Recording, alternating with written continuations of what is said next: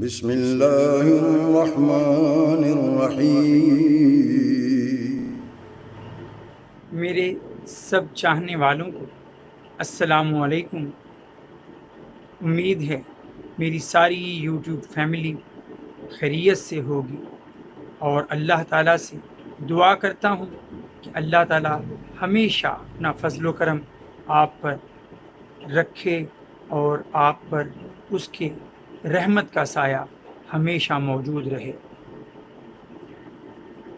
جب میں مغفرت کا ذکر کرتا ہوں، جب میں عشرۂ مغفرت کا بیان کرتا ہوں اور رمضان المبارک کا ساتھ دیکھتا ہوں، تو پھر مجھے ایک ایسا پہلو نظر آتا ہے جو یقیناً اللہ کی بخشش کمانے کا ایک بہت بہت بہت بڑا ذریعہ ہوگا۔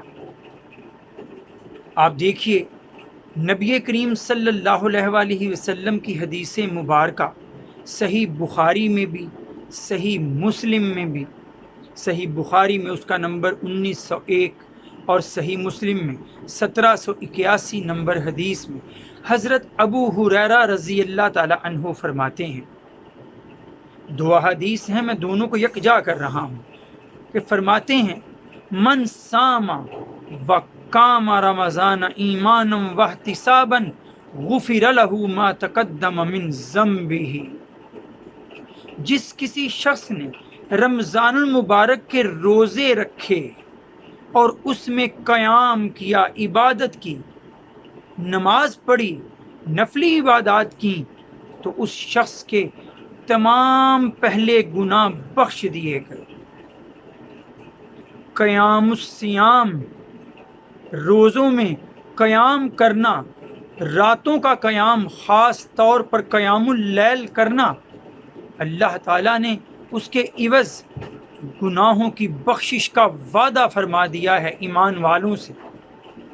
اور ساتھ میں یہ سن لیجئے، میں جب قرآن کھولتا ہوں تو پورے قرآن میں زیادہ تر مقامات پر مجھے جہاں نماز کے قیام کا ذکر ملتا ہے، وہیں پر ساتھ میں اس قیام میں قرآن کی تلاوت کا ذکر ملتا ہے۔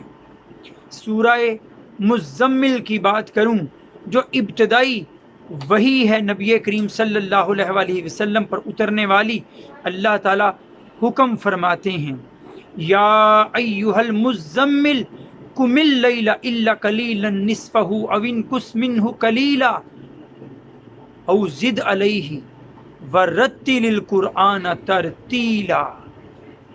اے کمبل اوڑھ کے سونے والے، اٹھ اور رات کو عبادت کر اپنے رب کی، آدھی رات یا اس سے کچھ کم یا اس سے کچھ زیادہ کر، اور اس میں قرآن پڑھا کر ٹھہر ٹھہر کر۔ کبھی سورہ بنی اسرائیل میں ذکر آتا ہے، نبی کریم صلی اللہ علیہ وسلم سے کہا جاتا ہے کہ نماز کے اوقات کب کب ہیں؟ اقم الصلاۃ لدلوک الشمس الی غسق اللیل وقرآن الفجر، کہ سورج کے مختلف پہروں میں نماز پڑھا کرو، اور رات میں جب فجر کا وقت آئے تب بھی قرآن پڑھو، قرآن کی تلاوت کا ساتھ ساتھ ذکر، اور ساتھ ہی رات کا خود اللہ نے فرما دیا وَمِنَ اللَّيْلِ فَتَهَجَّدْ بِهِ، اور رات کے کسی پہر میں تہجد بھی پڑھا کرو، نافلۃ لک، یہ نفل ہیں تمہارے لیے، اور اس کا بدلہ کیا ہے؟ عسیٰ ان یبعثک ربک مقاما محمودا، کہ اللہ تعالیٰ اس کے بدل آپ کو یقیناً مقام محمود پر فائز کرے گا۔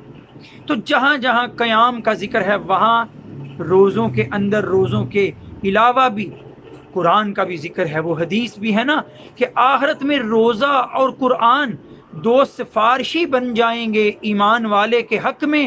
روزہ کہے گا اس کو دن بھر اللہ تعالیٰ میں نے اس کی جائز حاجات سے بھی تیری رضا کے لیے دور رکھا، اور نماز کہے گی، قرآن پڑھا جانے والا کہے گا اللہ اس کے پہلوؤں کو، راتوں کو بھی میں نے بستر سے جدا رکھا، اس کے حق میں میری سفارش قبول فرما، اور دونوں اس قدر سفارش کریں گے کہ وہ شخص بخش دیا جائے گا۔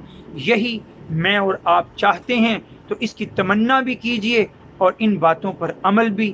وآخر دعوانا ان الحمد للہ رب العالمین۔ السلام علیکم۔